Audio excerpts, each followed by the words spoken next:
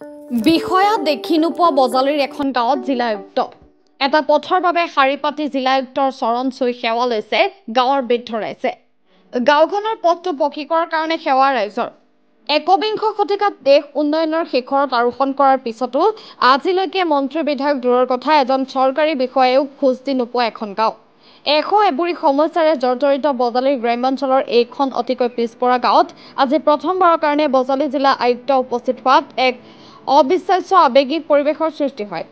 নৱগঠিত বজালি জিলাৰ অন্তৰ্গত দক্ষিণ প্ৰান্তৰ ছাগলচাৰী গাঁৱৰ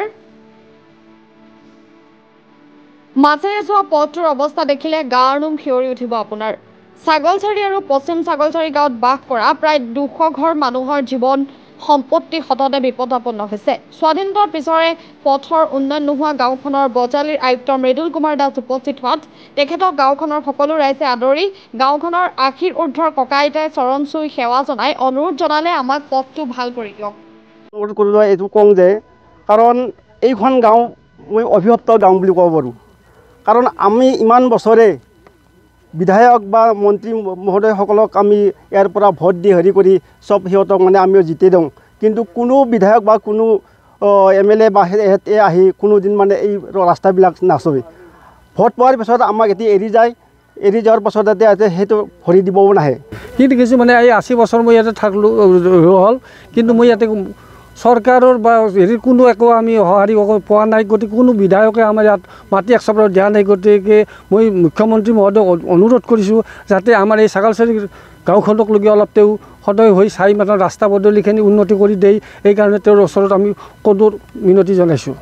চাওক, আপোনালোকে দেখিছে এইটো আমাৰ যিটো গৰাখহনীয়া আছে, এই গৰাখহনীয়াটোত আমি ৰাইজে গাঁঠিৰ ধন খৰচ কৰি পেলাই এই গৰাখহনীয়াটো বান্ধিছোঁ। লগতে আমাৰ যোৱাকালি আমাৰ আয়ুক্ত বিষয়া ইয়াত আহিছিল, তেখেতক আমি কাটৰ অভিনন্দন জনাইছোঁ যে আপোনালোকৰ দিনত যেতিয়া আপোনালোকে যদি এই ৰাস্তাটো বনাই দিব পাৰে, আপোনাক আমাৰ ৰাইজৰ পৰা অশেষ ধন্যবাদ জনাম। কাৰণ কিয় আপোনাৰ দিনতে এই ৰাস্তা হোৱা বুলি আমি আপোনাক কৃতজ্ঞ জনাম। কাৰণ আজিলৈকে মন্ত্ৰী এজন বা বিধায়ক এজন আজিলৈকে ইয়ালৈ আহি পোৱা নাই, যাৰ স্থলত আমাৰ ৰাইজে গাঁঠি ধৰ খৰচ কৰি পেলাই দলং গৰাখহনীয়া এইবিলাক বান্ধি ৰখা হৈছে। যোৱাকালি তেখেত আহিছিল আমাৰ ইয়াত, আহি পেলাই বৃদ্ধবিলাকে তেখেতক সেৱা জনাইছে। কাৰণ একমাত্ৰ কাৰণে আমাক সেৱা জনাইছে যে আমাৰ পথটো লাগে। সেয়েহে মই মন্ত্ৰী মহোদয়ক অনুৰোধ জনাইছোঁ যে আপুনি যেনে তেনে আমাৰ এই ৰাস্তাটো যাতে যেন পকীকৰণ কৰি দিয়ে। আৰু এই ৰাস্তাটো আমাৰ হৈছে কি জামগুৰি দলঙৰ পৰা ধূপগছৰ তললৈ আপুনি যাতে এই সেৱা কৰিলে কিহৰ কাৰণে? হয় দাদা, আমি সেৱা কৰাৰ উদ্দেশ্য এটাই হৈছে কি যে আজিলৈকে আমাৰ ইয়াত কোনো এজন বিধায়ক আহি পোৱা নাই, যাৰ স্থলত আমাৰ তাত যোৱাকালি আমাৰ আয়ুক্ত বিষয়া আহিছিল। সেয়েহে তেখেতে আহি আমাৰ ইয়াত ভৰি দিয়াৰ কাৰণত আমাৰ ৰাইজে তেখেতৰ সেৱা জনাইছে। কাৰণ তেখেতক অহাৰ বাবে আমাৰ ৰাইজে বহুতখিনি ভাল পাইছে।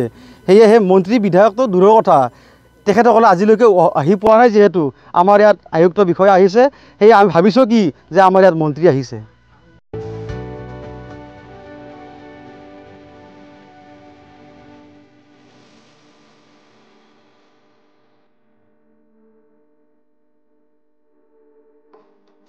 News desk, Assam 15।